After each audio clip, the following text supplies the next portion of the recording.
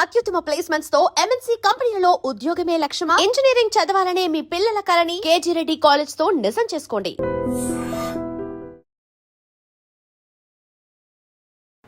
Welcome to I dream. నా పేరు లుంపిని.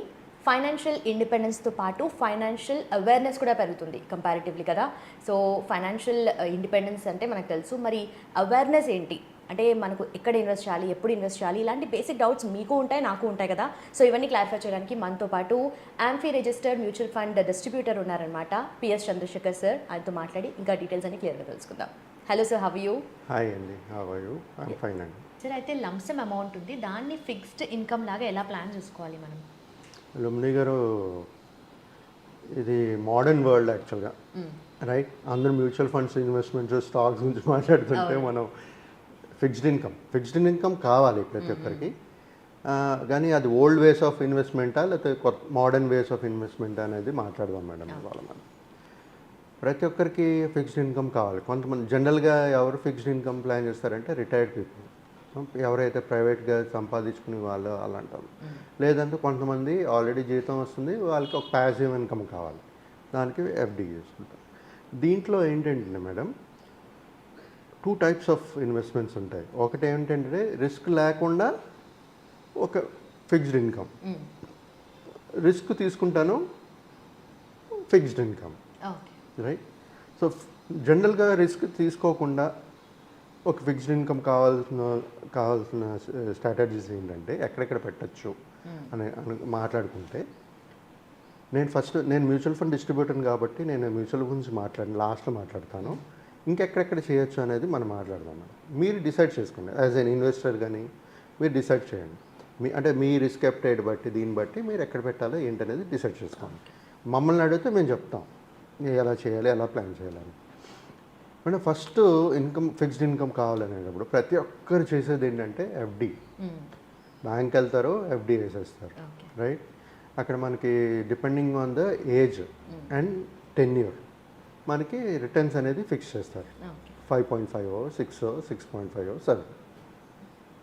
This will be the interest rate returns. అది FDs అండి. ఇలాంటి ప్లాన్స్ మన పోస్ట్ ఆఫీస్లో కూడా ఉంటుంది. Post office monthly income schemes అని పెట్టారు. సో ఏదైనా ఒక లంసమ్ అమౌంట్ పార్క్ చేసి వాళ్ళు ఇచ్చే రేట్ ఆఫ్ ఇంట్రెస్ట్ కూడా ఇలాగే దగ్గర ఇలాగే ఉంటుంది. మంత్లీ ఇన్కమ్ అనేది తీసుకోవచ్చు. తర్వాత కొంతమంది ఏం చేస్తారంటే లంసమ్ అమౌంట్లు ఉండేటప్పుడు ఆల్రెడీ ఒక ఇల్లు ఉంది, ఇంకో ప్రాపర్టీస్ కొని అది రెంటల్కి ఇచ్చి ఒక మంత్లీ ఇన్కమ్ అనేది జనరేట్ చేసుకుంటారు. అది కాకుండా కొంతమంది ఏం చేస్తారు, డబ్బులు లెండింగ్ చేస్తూ వడ్డీకి తిప్పుతూ ఉంటారు, రైట్? సో ఇప్పుడు అది అంటే అన్అథరైజ్డ్ అయితే లీగలైజేషన్ లేదు. ఇప్పుడు మంచిగా రిజిస్టర్ చేసుకుని అన్నీ చేసుకుంటే చేసుకోవచ్చు. సో ఆ విధంగా కూడా ప్రతి ఒక్క ఫిక్స్డ్ ఇన్కమ్ అనేది జనరేట్ అవుతుంటుంది. ఇక్కడ మెయిన్ ఏంటంటే మేడం, కొంతమంది ఉంటారు అంటే నా క్యాపిటల్ అమౌంట్ నేను లాస్ అవ్వకూడదు, నాకు ఎంత వచ్చినా చాలు అంటే సేఫ్ ఇన్వెస్ట్మెంట్స్. ఇది కాకుండా ఇంకోటి చెప్తాను madam, one more type of investments. ఇదేంటంటే ఇప్పుడు అంటే అందరికి తెలుసో తెలియదు కానీ వర్చువల్ కమర్షియల్ స్పేస్ అంటే ఎవరో ఒక ఓనర్ ఉన్నారనుకోండి, వాళ్ళు ఒక కమర్షియల్ స్పేస్ బిల్డ్ చేస్తారు. దాంట్లో మనం ఇన్వెస్ట్ చేయొచ్చు. ఒక వర్చువల్ స్పేస్ అంటే చూడడానికి ఈ స్థలం నాది, ఇది ఏరియా నాది అని ఉండదు. వర్చువల్ కమర్షియల్ స్పేస్లో మనకు ఇన్వెస్ట్ చేస్తే వాళ్ళు మంత్లీ ఇన్కమ్ అనేది కూడా ఇస్తారు మనకి. This is one of the opportunities. Most of తెలిసి ఉండకపోవచ్చు, కానీ ప్రతి దాంట్లో ఎవరికైనా డబ్బులు ఇచ్చేటప్పుడు మనకు భయం ఉంటుంది, రిస్క్ ఉంటుంది, అన్నీ ఉంటుంది కదా. సో అందుకని ఈ ఎఫ్డీలు, పోస్ట్ ఆఫీసులు ఇవన్నీ సెలెక్ట్ చేసుకుంటారు. క్యాపిటల్ సేఫ్, నేను సేఫ్ అని అనుకుని పెట్టేస్తుంటారు. ఇప్పుడు ఇది అయిపోయింది madam, general source of fixed income. నార్మల్గా మన క్యాపిటల్ సేఫ్ గార్డ్ చేస్తూ మన ఇన్కమ్ వచ్చేది. ఇప్పుడు మనం మ్యూచువల్ ఫండ్స్ వద్దాం. ఈ కాలంలో, ఈ మోడర్న్ ఎరాలో మనకు కావాల్సిన రిటర్న్స్ ఏంటంటే ఒక ఇన్ఫ్లేషన్ బీట్ చేసే రిటర్న్స్ కావాలి.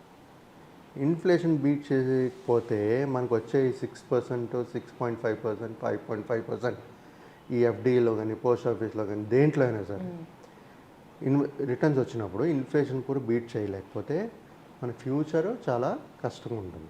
మన వెల్త్ క్రియేట్ చేయలేకపోతే ఖర్చులు పెరిగిపోతుంటుంది, మన డబ్బులు 6% పెరుగుతుంటుంది, మన ఇన్ఫ్లేషన్ అదే 7-8% పెరుగుతుంటుంది. ఎలా ఖర్చు పెట్టగలుగుతాం మనం?